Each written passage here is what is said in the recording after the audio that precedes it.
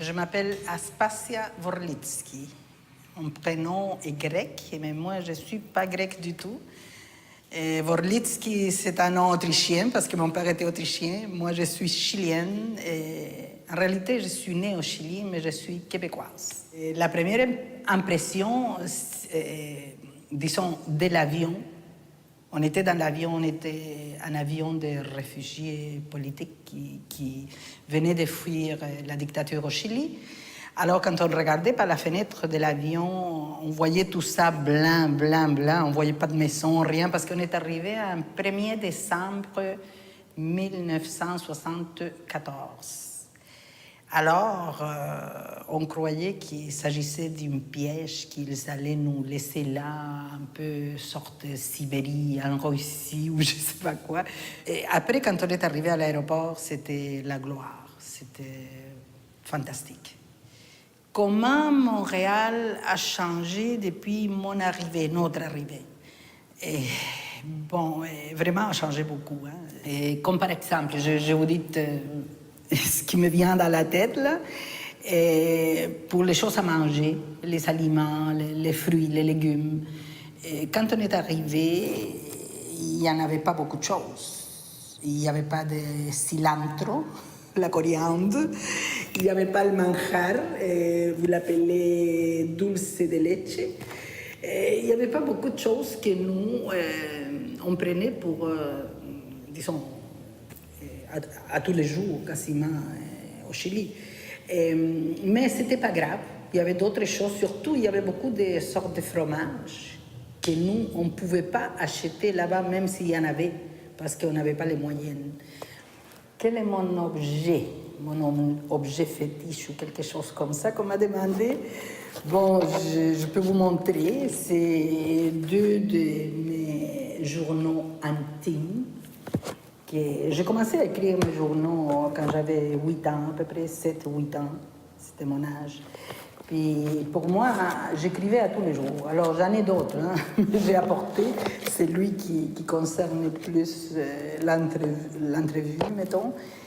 Et, cet journal intime était caché en arrière de la bibliothèque de ma chambre. Un peu pour que ma mère ou quelqu'un ne le voit pas. Bon, quand ils sont allés perquisitionner chez moi, pas la première fois, la deuxième fois, ils l'ont trouvé, ce journal-là, les militaires sans uniforme.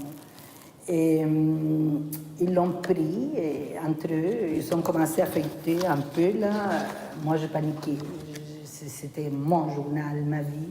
Et finalement, il y avait un qui a regardé un peu les dates et il a arraché les dernières feuilles de mon journal.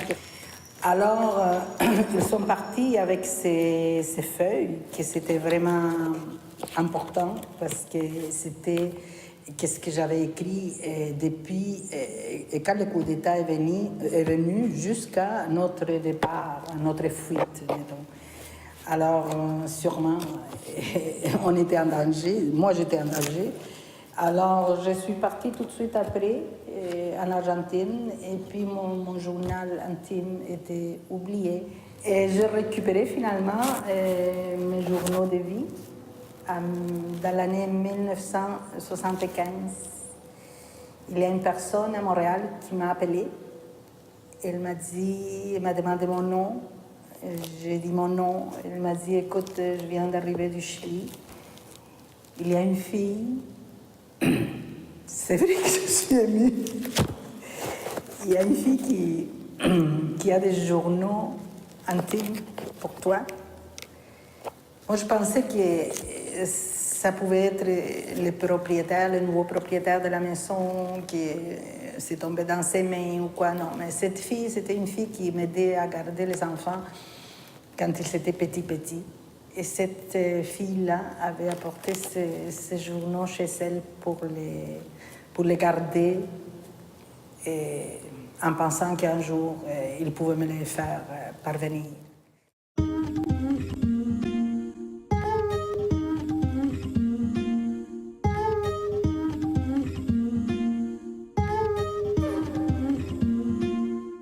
Je m'appelle Luis Angadita. Je suis designer. Mon nom c'est Angelica Diaz, je suis designer aussi. Toi, comment tu t'appelles? Moi, je m'appelle Simon. Je suis en première année Oui. Et toi? et je vais au camp de jour. Ah, ok. Et toi? Je vais m'en aller en quatrième année et j'ai bientôt 9 ans. Et comment tu t'appelles? Samuel. Nous sommes arrivés à Montréal depuis 4 ans, presque 4 ans, ici. C'était une première impression très merveilleuse parce que c'est une ville très belle, très tranquille, très verte. Nous sommes arrivés dans le printemps, alors tout est vert, il y a beaucoup de fleurs. Et c'est une petite ville, à différence de Bogota. Alors c'est très tranquille. C'est une très bonne expérience. Pour nous, c'était un changement très grand parce que nous sommes habités, nous venons de Bogota. Et à Bogota, on a 7 millions, presque 8 millions d'habitants. Alors c'est une grosse ville. Ici, quand nous sommes arrivés, on a trouvé une autre sorte de ville, plus tranquille, plus à l'aise. Alors c'était un gros changement dans les façons de la sécurité, dans les façons de la tranquillité, même de la... Comme la vitesse de la... Oui, les personnes sont plus tranquilles ici. La vitesse de la vie a changé. Oui. Depuis que nous sommes arrivés, je crois que la ville n'a pas changé. Ce sont nous qui on a changé.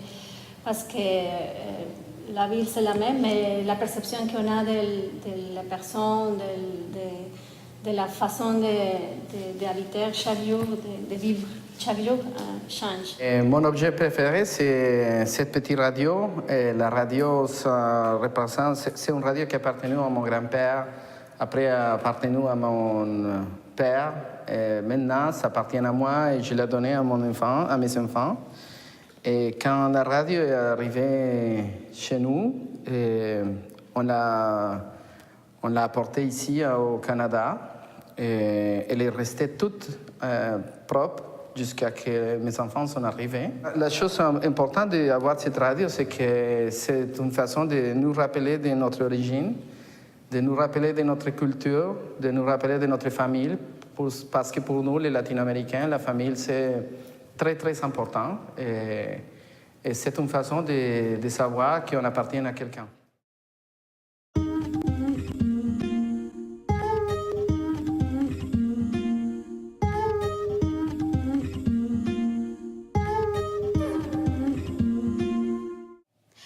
Oui, mon nom c'est Adriana Diaz. Je suis arrivée ici à Montréal en 2004. Mon origine c'est mexicaine. Je suis mexicaine. Bon, pour moi c'était merveilleux quand je suis arrivée ici parce que c'était toute une aventure. Montréal surtout pour moi c'était incroyable. Parce que, bon, il y a beaucoup de personnes qui parlent différentes langues, tu connais plusieurs de cultures, tu connais plein de personnes. Depuis que je suis arrivée ici à Montréal, oui, avant il n'y avait pas beaucoup de... Il y avait des latinos, mais pas beaucoup. Donc maintenant, j'entends beaucoup partout l'espagnol. À part bien sûr le français, l'anglais et plusieurs des autres langues. Bon, l'objet que je suis apporté depuis mon arrivée ici, je l'ai apporté, c'est cette caricature. J'en ai plusieurs, mais celui-là, ça représente beaucoup pour moi. Parce que, bon, ça m'a donné, c'était un moment donné que j'étais au Mexique, puis j'ai travaillé pour le gouvernement. En même temps, j'ai travaillé pour le journal qui s'appelle Caricatura Hoy. Et c'était juste des caricatures politiques. Donc, j'ai dû choisir entre les caricatures, faire la création, l'expression et tout, et mon travail que c'était dans ce moment dans le gouvernement. Donc, j'ai arrêté de faire des créations, j'ai arrêté de faire des dessins et des choses comme ça. Je m'oublie un peu. Donc, mais quand je suis arrivée ici, j'ai apporté cette caricature pour me rappeler vraiment de ça que je voulais faire. Et depuis le jour 1 ici, je me suis rendu compte qu'il y avait plein d'opportunités. Plein d'opportunités. C'est juste t'efforcer et de faire de l'effort un peu plus que tu faisais, dans mon cas, que tu faisais au Mexique.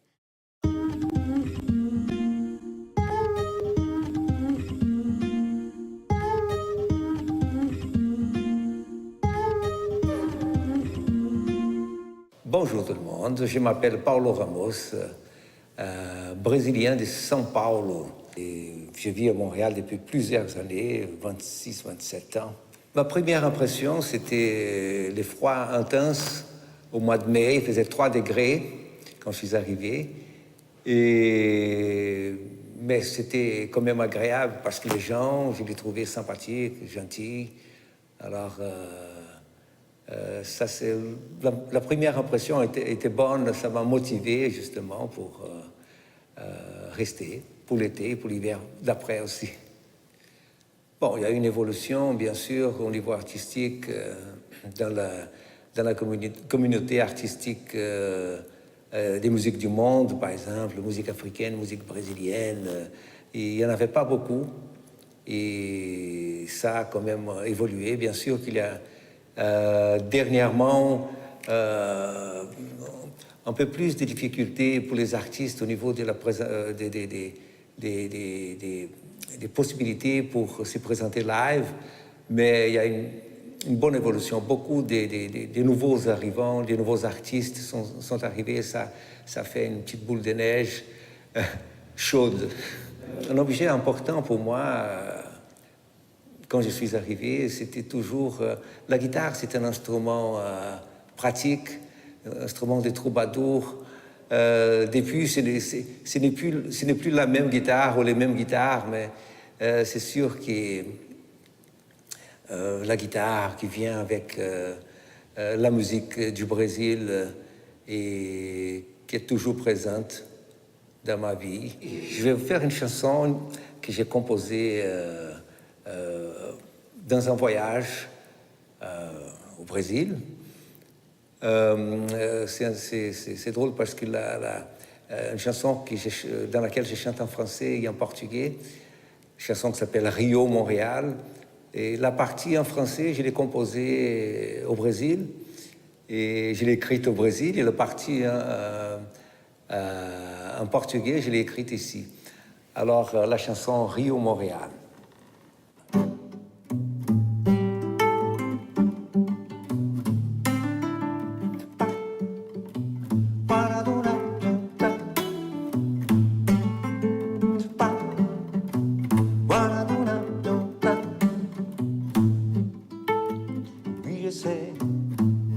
Je ne suis pas d'ici, je sais.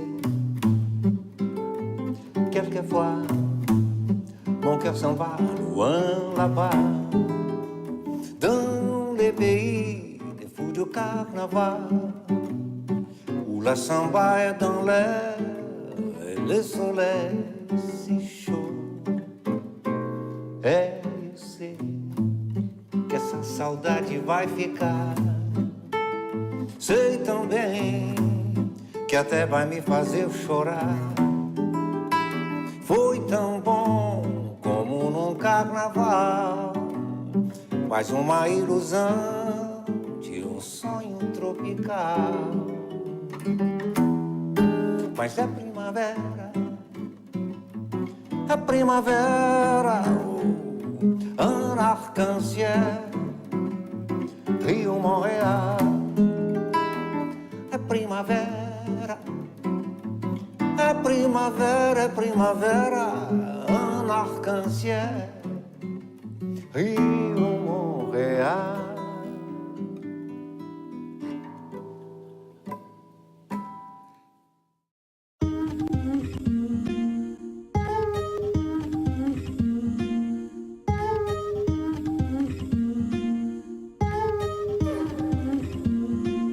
Je m'appelle Rodrigo, moi, j'ai 35 ans et je viens de la Cité Mexique.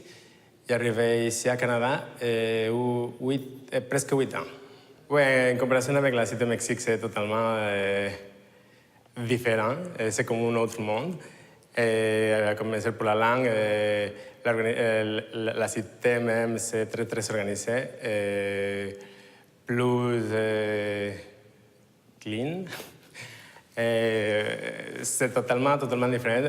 Tu peux regarder l'art partout dans la cité. Le mélange de nationalités, c'est merveilleux, je pense, pour moi. Prendre l'autobus et regarder un chinois, un latin, gens de tout le monde. L'objet que j'ai amené aujourd'hui, c'est un rosario. C'est un objet religieux, mais pour moi, pas beaucoup important la religion, honnêtement. Mais c'est important parce que c'est ma mère qui me le donne. Et je la porte avec moi chaque fois que j'ai une interview de travail ou que j'ai un rendez-vous avec l'avocat pour le divorce ou l'immigration. Quelque chose, c'est ma connexion avec ma famille, avec mes racines, avec mon pays que j'aime beaucoup. Et oui, c'est comme part de ma vie. Je pense que si un jour je le perds, va être très triste pour moi.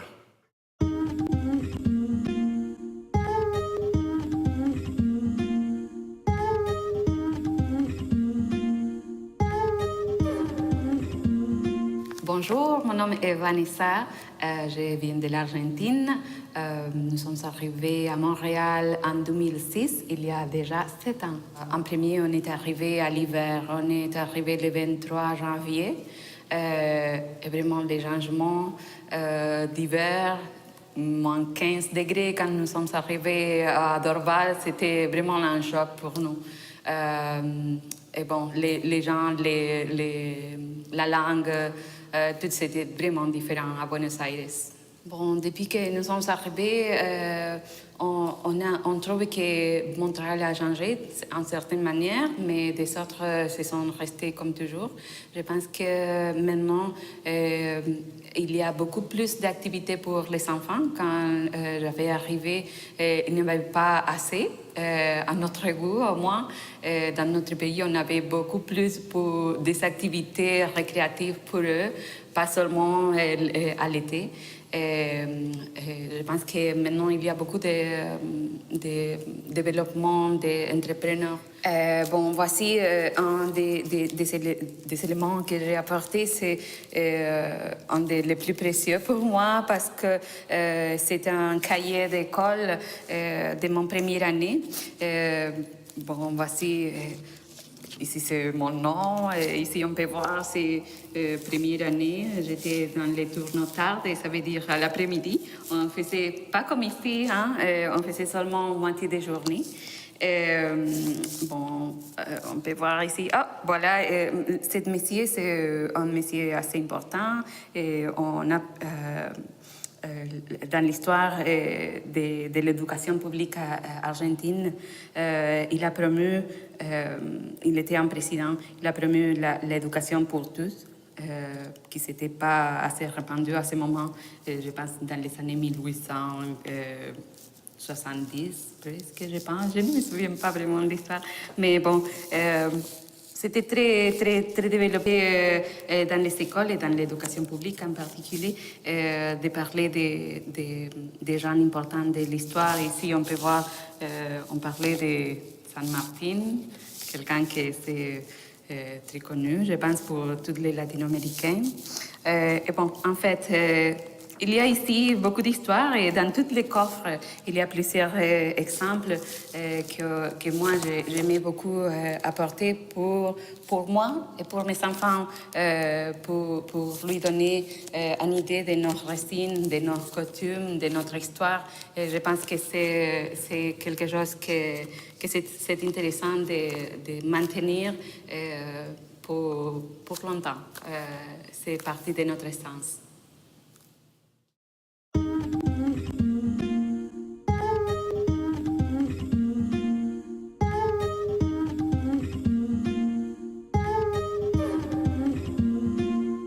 Bonjour, je m'appelle Maria Lorena Núñez. Je viens de Guayaquil, une ville très très belle à l'Équateur, et maintenant je suis ici à Montréal, ma ville. Je suis arrivée à Montréal l'année 2005 avec mes 3 enfants, les plus petits de 1 an. Vraiment pour nous c'était une aventure qui n'est pas terminée encore.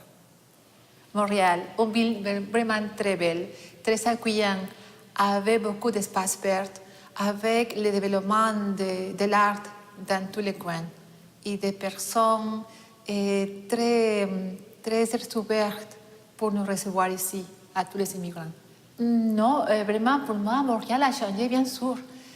Toujours a été très dynamique, mais avec toute l'influence et toutes les cultures qui sont ici à la ville, et c'était plus coloré, plus dynamique et plus intense. Et ça, vous pouvez le sentir chaque fois quand vous sortez au centre-ville, quand vous sortez au banlieue. Vraiment, c'est différent. C'est différent, chaque journée est différente. Parce que c'est une ville qui vit à chaque moment, à chaque seconde. Et c'est à nous, les personnes qui nous habitons ici à Montréal, qui vient la responsabilité pour donner des changements, pour aider à la ville à grandir. J'ai porté une œuvre d'art de M. Cordero. C'est une fille indigène de mon pays. C'est vraiment une très belle œuvre d'art parce que ça ne représente pas seulement la racine de notre culture, mais aussi la richesse de notre pays, représentée pour l'écolière. Et par des vêtements typiques de notre pays aussi. C'est pour ça que je vous apporte ça, pour montrer un petit peu de l'art et des coutumes de notre pays.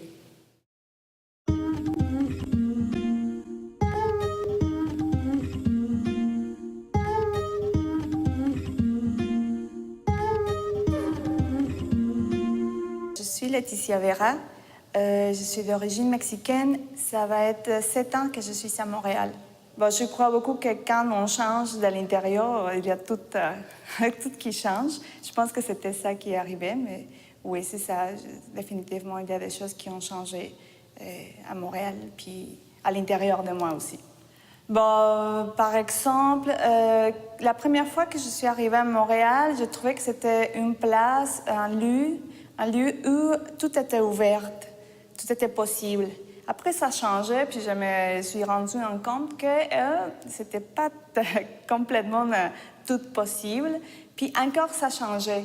Alors, c'est ouvert encore, c'est Montréal, une ville qui est encore ouverte. Puis que oui, c'est vrai que tout est possible. Surtout les climats, c'est dur. Le premier hiver, c'est fond. Tout le monde s'amuse, surtout quand on ne connaît pas la neige. C'est vraiment beau, c'est super beau. Mais après 2-3 ans de vivre l'hiver ici, ça commence à être dur, même physiquement, émotionnellement, c'est dur, c'est difficile. On vient du soleil, donc c'est naturel, tout le monde, on cherche le soleil. Donc ça, c'était dur, s'adapter, que physiquement, on s'adapte aussi à l'hiver, au climat. Oui, mon objet, c'est un coquillage. C'est un caracol en espagnol. Puis, ça représente aussi un peu la foi de continuer et puis aussi de savoir que j'ai aussi mes origines avec moi tout le temps.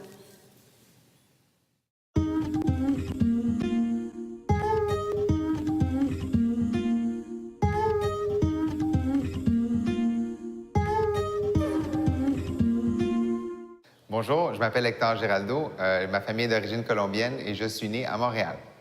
Mes parents, ça fait 40 ans qu'ils sont à Montréal et ils se sont rencontrés lors de leur vol d'immigration. Donc, ils faisaient un vol Medellín-Barranquilla, se sont rencontrés à Barranquilla et ensuite sont arrivés à Toronto et quelques mois plus tard, ils habitaient ensemble à Montréal. Depuis que j'ai l'âge de 17 ans et que j'ai perdu un de mes grands-parents, j'ai décidé qu'il fallait que je retrouve un peu mes ressources. Et puis, j'ai commencé à faire mes voyages indépendants de ma famille. Donc, à 17 ans, je pars 5 semaines avec un de mes amis et on fait le tour de la Colombie.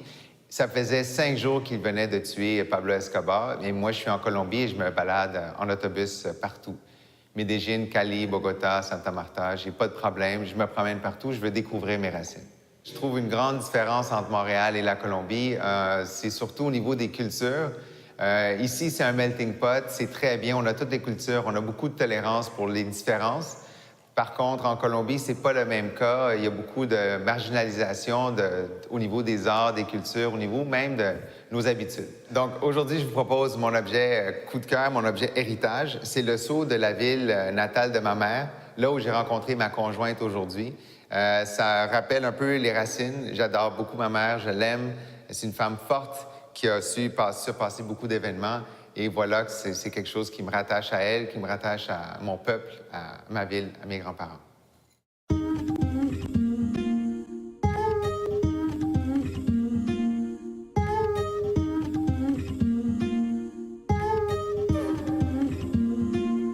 Bonjour, je m'appelle Amélia Lopez. Je suis d'origine équatorienne, un petit pays de l'Amérique du Sud.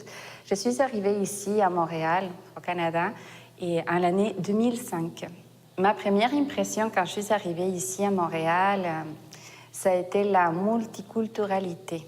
Et quand je suis arrivée à l'aéroport, la première impression que j'ai eue, évidemment, quand on arrive dans un aéroport, on voit des personnes de toute origine, mais à fur et à mesure qu'on sort de l'aéroport, normalement, on voit comme une généralité, une unité dans la présence culturelle ou des visages ou des personnes. Tandis que dès que je sortis de l'aéroport, cette multiculturalité, cette diversité des couleurs de peau, des langues, ça continuait tout au long. Et c'est très présent à Montréal. Donc ça, c'est quelque chose qui jusqu'à aujourd'hui, ça tient le bout, c'est-à-dire cette diversité, cet contact avec les personnes qui ont pu à droite écouter le chinois, à gauche l'espagnol, en arrière l'arabe, et toutes les personnes sont capables de vivre tout autour et d'être ensemble. Donc, je pense que c'est la chose la plus touchante et qui a resté dans mon esprit, dans mon mémoire.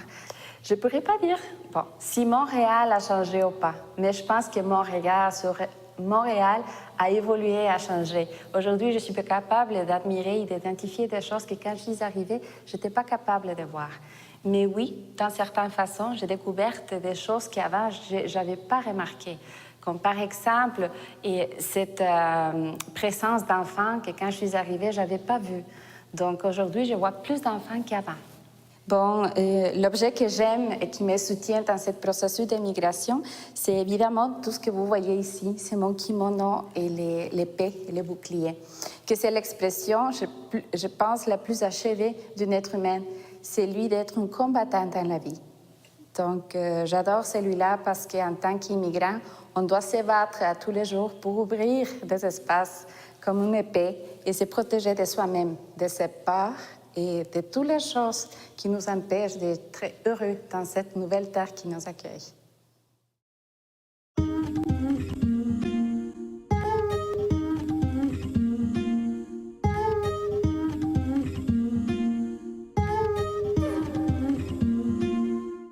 Alors, mon nom est Osvaldo Núñez. Je suis un Québécois d'origine chilienne. Je suis arrivé à Montréal le 12 février 1974, après le coup d'État au Chili. C'était tout un changement, pas seulement au niveau culturel, mais au niveau climatique. Moi, j'avais quitté le Chili. Il faisait chaud. En février au Chili, 32 Celsius. Ici, à Dorval, il faisait moins 17. C'était tout un changement. Mais il faut dire également que je suis venu en condition spéciale parce que c'était à la suite d'un coup d'État. Ma femme restait au Chili. Je suis venu ici avec mes 2 enfants de 3 et 5 ans. Et Montréal était tout enneigé. Au niveau culturel, il y avait des différences remarquables également. Montréal, une ville très développée, beaucoup d'activités culturelles. La place des Arts, on ne la connaissait pas à Santiago. Des festivals les étés, même les hivers. Et Montréal a changé énormément au cours de ces 40 ans. Le métro, c'était très récent, depuis 1967. Aujourd'hui, c'est un réseau très développé de métro avec stations un peu partout. Moi, j'ai acheté ma maison en 1977 à Ville-Saint-Laurent. Il n'y avait pas de métro. Quelques années après, il est arrivé à Montréal. L'objet que j'ai amené ici, c'est mon livre que j'ai écrit et publié en 2010 au Chili, mais qui a été lancé également ici à Montréal, à Toronto, à Vancouver, à Québec, à Ottawa, où j'étais député. C'est ça mon livre, et j'en suis très fier parce qu'il raconte les principaux traits de ma vie depuis le Chili, où je suis né à Curicó, dans un village très modeste, d'une famille très simple. Mon passage au séminaire de pères rédemptoristes, mon travail pour le gouvernement Allende au Chili, les coups d'État, l'exil, mon travail à Montréal à la FTQ, ensuite mon élection comme député fédéral de Montréal. C'est pour ça que j'aime cette ville. Je suis venu il y a 40 ans et 20 ans après, ils m'ont élu député à la Chambre des communes. Ensuite, le gouvernement du Québec, M. Bouchard, m'avait nommé juge administratif jusqu'à 2004, où j'ai pris ma retraite, que je partage entre Santiago et Montréal.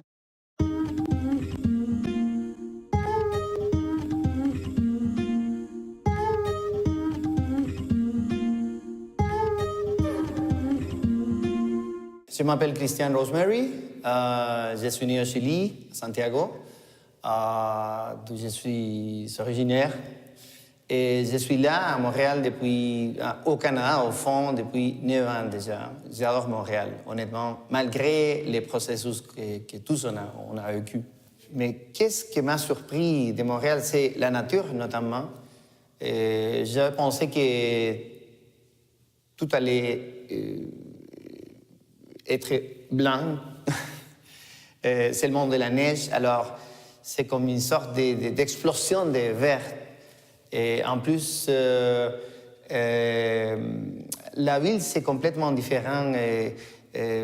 À Santiago, comme partout, j'imagine, les villes hispanophones en général ou sud-américaines, et la ville qui se roule au fond en ville, au centre-ville, c'est complètement différent. Alors, il n'y a pas de ghetto.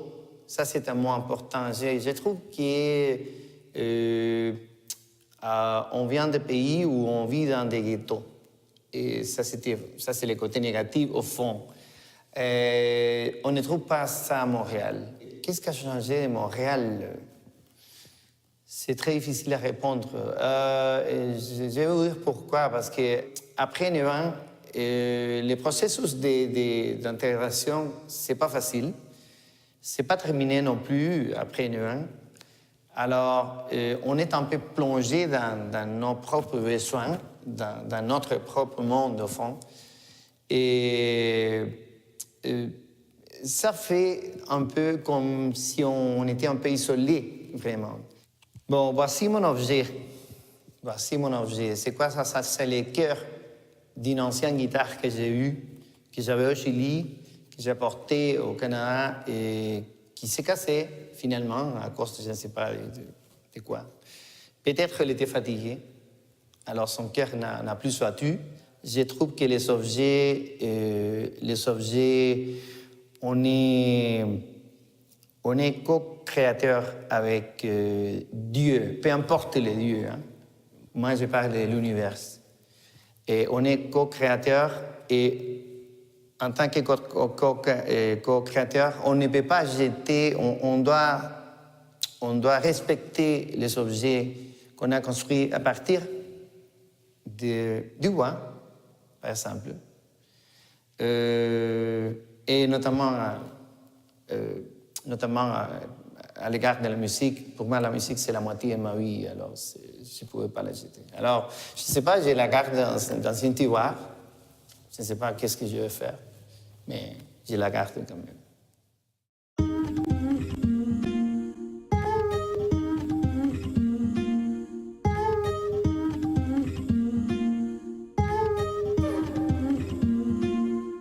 Bonjour, je m'appelle Suzy Galvez, je viens du Pérou, de la ville de Lima. Ça va faire 20 ans exactement cette année que je suis arrivée ici au Canada avec ma famille. C'était le 27 janvier 1993 que nous avons arrivé tous ici au Canada. Mais quand je suis arrivée en plein hiver, honnêtement, j'ai eu très froid. C'est surtout ça qui m'a frappée en débarquant de l'avion, même si quand on ne sort pas de l'avion, on ne sort pas directement dehors, on traverse l'aéroport. Mais la première impression que j'ai eue du Canada, c'était vraiment le froid. À Montréal, je dirais que je considérais toujours le Canada et Montréal en particulier comme une ville qui est très ouverte. Si bien moi, je n'ai pas habité dans la ville de Montréal, ma famille et moi, on a décidé d'habiter dans la rive sud de Montréal. Montréal, on l'a trouvé toujours une ville très riche. Dans chaque coin des rues, on peut trouver un restaurant qui est complètement différent, d'un pays différent. Alors, moi, qu'est-ce que j'ai beaucoup aimé, puis je découvre que Montréal, c'est une ville qui est très riche au niveau de la diversité. Puis dans les derniers 20 ans, mais je dirais que maintenant, elle est encore beaucoup plus riche, mais beaucoup plus diversifiée qu'il y a 20 ans. Aujourd'hui, j'ai amené ces petites calabasses. Comme vous pourrez voir, ce sont des calabasses qui sont complètement taillées à la main.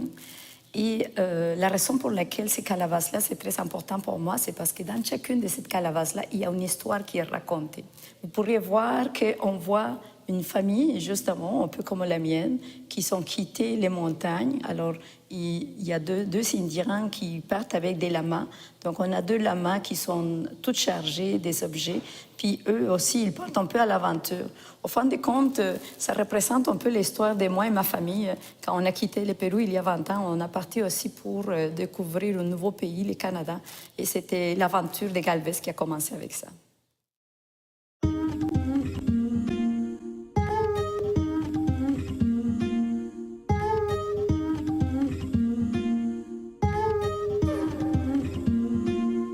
Je m'appelle Victor Hugo, je suis péruvien et ça fait 20 ans que je suis ici au Québec.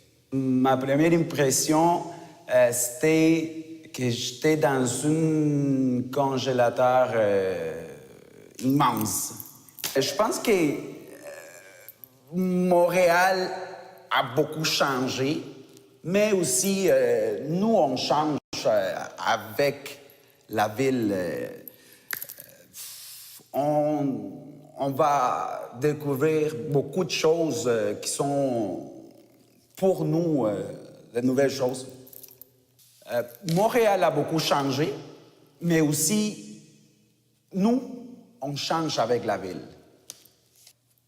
Regardez bien ça, c'est un microphone. C'est mon premier microphone que je suis acheté ici au Québec. Et c'était le premier microphone que j'utilisais pour mon premier show. Je vais vous chanter un petit peu de la chanson qui s'appelle Horizonte. On va voir. Soy sombra en el espejo, camisa sin razón. Controlas tú mi cuerpo, no puedo respirar. ¿A quién le importa si puedo soñar? Gracias.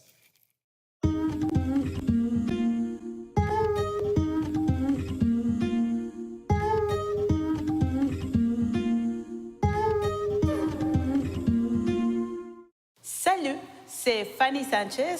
J'habite ici à Montréal, ça fait 11 ans et je viens du Pérou. Ma première impression quand je suis arrivée à Montréal, c'était une ville assez grande. Pour moi, c'était la première fois que j'utilisais le métro parce qu'au Pérou, il n'y avait pas de métro. Je trouvais le monde très intelligent là parce que pour savoir comment ça marche le métro, pour moi, c'était quelque chose de difficile la première fois. Et je trouvais qu'il y a beaucoup de monde à Montréal, très intéressant et différentes cultures à connaître. C'est ça ma première impression. Je ne trouve pas que Montréal elle a changé beaucoup. Je trouve que Montréal, ça continue pareil. Peut-être c'est moi qui ai changé, pas Montréal. Bon, quand je suis arrivée à Montréal, c'était une longue histoire. Je suis venue en avion. Mais ma mère, avant d'y arriver, elle a porté ça. Et moi, je le trouvais très lourd pour apporter, mais je ne voulais pas le mettre dans les valises. Alors, je l'ai porté pour tout l'aéroport. Bien sûr, je me fais plein d'amis avec lui.